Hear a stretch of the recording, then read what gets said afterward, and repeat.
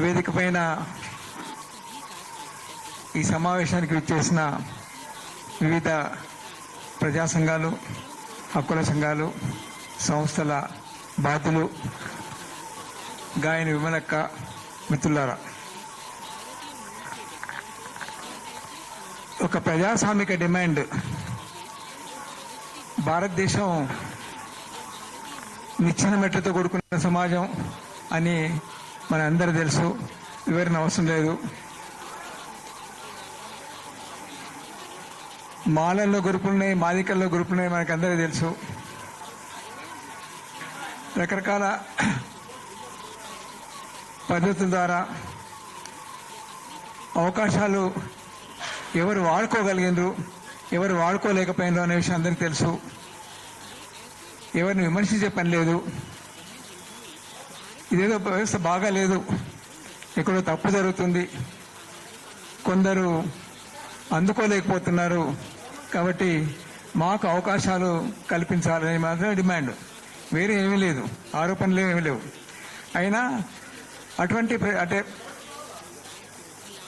సమానత్వం అనేది ఒక డిమాండ్. సమానత్వం అనేది ఒక ప్రిన్సిపల్ డెమోక్రసీలో. వీలైనంతవరకు అందరూ సమానంగా ఉండాలా. భారతదేశంలో అది లేదు కాబట్టి ఒక రాజ్యాంగం రాసుకున్నాం, అంబేద్కర్ గురించి మాట్లాడుతున్నాం, అంబేద్కర్ అవే విషయాలు చెప్పిండు. వీలైనంత వరకు అంతరాలను తగ్గించే ప్రయత్నం చేయాలి. ఈ అంతరాలు తగ్గించుకునే దాంట్లో భాగంగానే ఇప్పుడు ఎంఆర్పిఎస్ ఉద్యమం వచ్చింది. చాలా కాలం తర్వాత రకరకాల ఆటుపోట్లకు గురైంది, చాలామంది మరణించారు, త్యాగాలు చేశారు. చివరికి సుప్రీంకోర్టు ఇది ఒక న్యాయమైన డిమాండ్ అని ఒప్పుకుంది. కనీసం దీని గురించి మాట్లాడేవాళ్ళు ఇది న్యాయమైన డిమాండ్ కాదు అని అనడం లేదు. కొందరు మాట్లాడుతున్న మాటలు చూసి చాలా విచారం అనిపిస్తుంది. మేధావులుగా మనం గుర్తించిన వాళ్ళు, యూనివర్సిటీలో పనిచేసే వాళ్ళు, సామాజిక సంస్థల్లో పనిచేసే వాళ్ళు చాలా అన్యాయంగా మాట్లాడుతున్నారు. ఒక వక్త, ఈమె ఒక పెద్ద డాక్టరు, మాకు చాలా గౌరవం ఉన్న వ్యక్తి, ఈ మధ్యలో మాట్లాడుతూ ఈ 10 సంవత్సరాల్లో మాదిగలే చాలా అభివృద్ధి అయినరు, మాలలు వెనుకబడ్డారని మాట్లాడుతున్నాడు. అంటే వీళ్ళందరికీ తెలియక మాట్లాడుతుందా? ఆ లెక్కలు తెలియదా? సమాజంలో వాస్తవికత తెలియదా? మనకు అర్థం కాదు. అంటే కావాలని ఇట్లా మాట్లాడుతున్నారు. ఇది మంచి పద్ధతి కాదని హక్కుల సంఘం తరఫున మేము చెప్పదలుచుకున్నాం. మన మాలలో ఐక్యం కావాలని స్లోగన్, మనమే గొప్ప. ఈ మధ్య సికింద్రాబాద్లో ఆయన మీటింగ్లో మన మాలలో ఐక్యం కావాలా అని ఒక స్లోగన్, చాలా అన్యాయం స్లోగన్. వాళ్ళంతా అంబేద్కర్ ఇట్లని చెప్పుకుంటారు, దళితులని చెప్పుకుంటారు. కనీసం దళితులంతా ఐక్యం కావాలంటే మన మాలలో ఐక్యం కావాలా? ఇది చాలా విచారకరం. నేను ఈ అంశంలోకి పోను, కానీ మేము 66లో అనుకుంటా ఒక కరపత్రం వేశాం. అప్పుడు మేము 96లో పౌర హక్కుల సంఘంలో ఉండగానే ఒక కరపత్రం వేశాం. అది చదువుతాను, చదివిన తర్వాత నేను ముగిస్తా.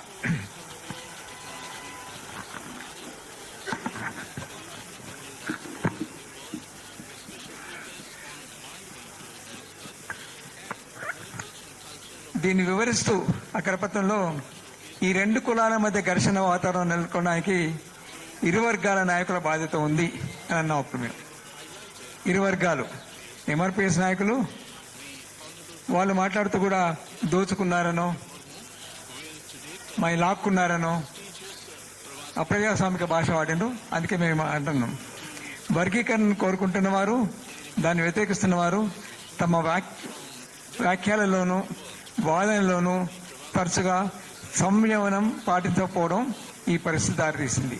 ఇద్దరు చాలా ఆవేశంగా, అన్యాయమైన వాళ్ళు నిజంగా ఆవేశపడతారు, కానీ చాలా ఆవేశంగా పరిధులు దాటి మాట్లాడారు. ఇద్దరు శత్రువులని క్షణిక ఉద్రేకంలో యువకులు అనుకున్న వారికి నచ్చ చెప్పవలసిన బాధ్యత నాయకులు. యువకులు అనుకోవచ్చు, యువకులు ఆవేశంగా అనుకోవచ్చు, కానీ నాయకులు మందకృష్ణ ఇక్కడే ఉన్నారు. నాయకులు బాధ్యతగా ఉండవలసి ఉండే. మీరు బాధ్యతగా మాట్లాడండి, మనకు సామాజిక న్యాయం కోసం మాట్లాడుతున్నాం అని చెప్పలేదు. మాదిగ కులాల ఐక్యత కోసం అందరూ కృషి చేయవలసిన అవసరం ఈరోజు చాలా ఉంది. మాదిగ దండోర ముందుకు తెచ్చిన వర్గీకరణ డిమాండ్ న్యాయం అనేదాన్ని గుర్తిస్తూ స్పర్ధలు పెరగకుండా ఉండటానికి అన్ని దళిత కులాలకు సామాన్యంగా ఉన్న అనేక సమస్యల పరిష్కారం కోసం దళితులు ఐక్యంగా నిలబడాలని, దానికోసం మనలాంటి వాళ్ళంతా కృషి చేయాలి అని అప్పుడు చెప్పాము. మేము రిజర్వేషన్ల గురించి మాట్లాడుకున్న రాష్ట్ర ప్రభుత్వంలో ఎస్సీ పోస్టుల బ్యాక్లాగ్ 10,000కు పైగా ఉంది. అప్పుడే రాష్ట్ర జనాభాలో పెరిగిన ఎస్సీ జనాభా నిష్పత్తిని అనుసరించి ఎస్సీ రిజర్వేషన్స్ కోసం కోట పెరగవలసి ఉంది. ఇంకో ఇష్యూ ఉంది, ప్రైవేట్ రంగంలో రిజర్వేషన్ కోసం మనం పెద్ద ఆందోళన చేయవలసి ఉంది. ఆ విషయాలు ఏం మాట్లాడుకోవడం లేదు ఇప్పుడు.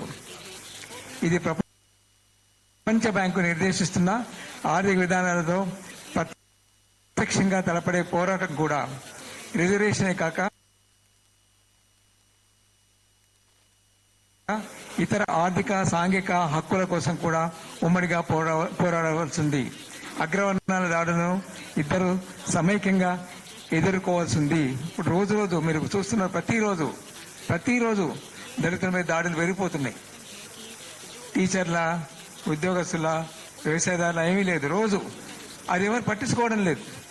ఈ నాయకులు కానీ ఆ నాయకులు కానీ ఇంతకు భీష్మించుకొని మాట్లాడుతుంటూ ఇది చాలా అన్యాయం. అట్లాగే మానవ హక్కుల వ్యక్తి తరఫున కూడా మేము ఒక అప్పీల్ చేశాం.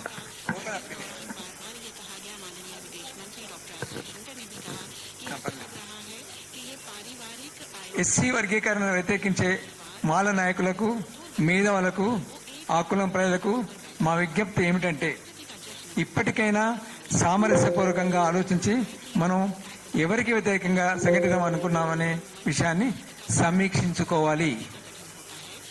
ఈ అంతర్గత వివాదం ఇకనైనా ముగియాలి. ఉమ్మడి పోరాటానికి అసంఖ్యాకమైన సమస్యలున్నాయి. వర్గీకరణ వల్ల దళితుల్లో చీలిక రావడం సంగతి అటుంచి, వర్గీకరణ జరగకపోవడం వల్లనే చీలిక పెరుగుతున్నది. ఈ దశలో కూడా ఈ సమస్య పరిష్కారం కాకపోతే దళితుల ఐక్యత అసాధ్యమైపోతుంది. ఎస్సీ కులాలు మళ్లీ బ్రాహ్మణీయ కులాల నియంత్రణలోకి వెళ్తాయి. ఇదే జరిగితే ఇంతకంటే ఎక్కువ వైరుధ్యాలు, ఓబీసీ కులాల ఐక్యత మరింత పెద్ద ప్రశ్నగా కనిపిస్తుంది. ఇటువంటి ఒక పెద్ద అప్లై చేసినాం, పత్రికల్లో వచ్చింది, ఉత్తరాలు రాసినాం. కాబట్టి ఇట్లారా మన బాధ్యత అంతా కూడా, అందరి బాధ్యత కూడా, వాళ్ళలో ఉండే ఆ ఆవేశాలు తగ్గించాలా, వాళ్ళని ఒక టేబుల్ మీద తీసుకొచ్చే ప్రయత్నం చేయాలా. మేము సాయుధ పోరాటం చేస్తాం, ఆయుధాలతో కూల్చేస్తాం అనే పార్టీని, ప్రభుత్వాన్ని ఒక టేబుల్ మీద తీసుకొచ్చినాం. అటువంటి ప్రయత్నం చేసినాం. అటువంటి ప్రయత్నం వీళ్ళిద్దరి మధ్య చేయవలసింది. ఆ దిశగా పనిచేయడానికి మేము తప్పకుండా ముందుంటాం. ఇక్కడ వచ్చిన భక్తులందరూ కూడా అప్పీల్ ఏంటంటే, మనం ప్రయత్నం చేద్దాం. ఊరికి ఆయన ఇట్లన్నాడు, ఈయన ఇట్లా తిట్టుకోవడం కాదు. వాళ్ళు తిట్టుకుంటున్నారు, కొంత విజ్ఞతతో ప్రవర్తించండి. సమాజం మిమ్మల్ని చూస్తుంది, ప్రజలు మిమ్మల్ని చూస్తుంది. మీరంతా మేధావులని చెప్పుకుంటుండ్రు, మాల మేధావులని ఒకరు మాది ఫోరంలు పెట్టుకొని మాట్లాడుతుండ్రు. సరైనది కాదు. మేము దీని పట్ల పూర్తి అసంతృప్తితో ఉన్నాం. దయచేసి మానండి అని ఒక అప్పీల్ చేయాలా. ఆ దిశగా మనం ప్రయత్నం చేద్దామని చెప్తూ ముగిస్తున్నాం. Thank you.